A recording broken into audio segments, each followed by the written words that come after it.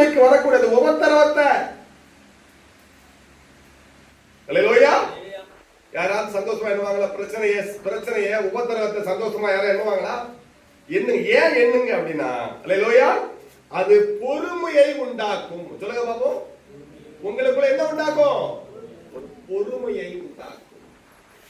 பொறுமை வேணுமா இல்லையா? பொறுமை இல்லை. இந்த சோதனை தான் உனக்கு பொறுமையை உண்டாக்குதான். அதனால சந்தோஷமா என்னங்க அந்த சோதனைய அவர் சொல்றாரு. அல்லேலூயா.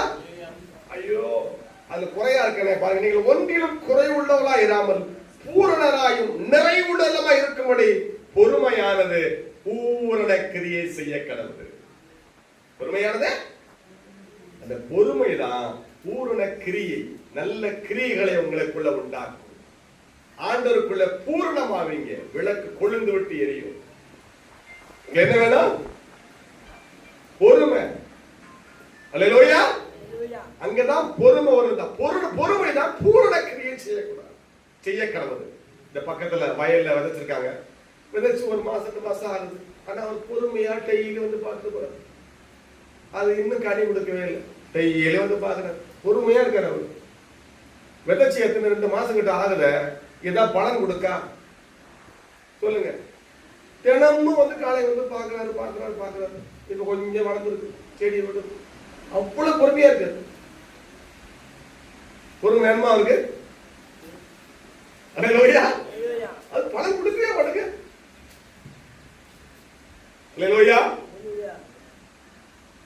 நல்லா கவனிங்க சகோதரரே. யாக்கோபு 5:10 இதோ பயிரிடுகிறவர் பூமியின் நற்பலனை அடைய வேண்டும் என்று முன்மாறியும் பின்மாறியும் வருமளவு நீடிய பொறுமையோடு காத்திருக்கிறான். நீங்களும் நீடிய பொறுமையோடு இருந்து உங்கள் இருதயங்களை ஸ்திரப்படுத்துங்கள்.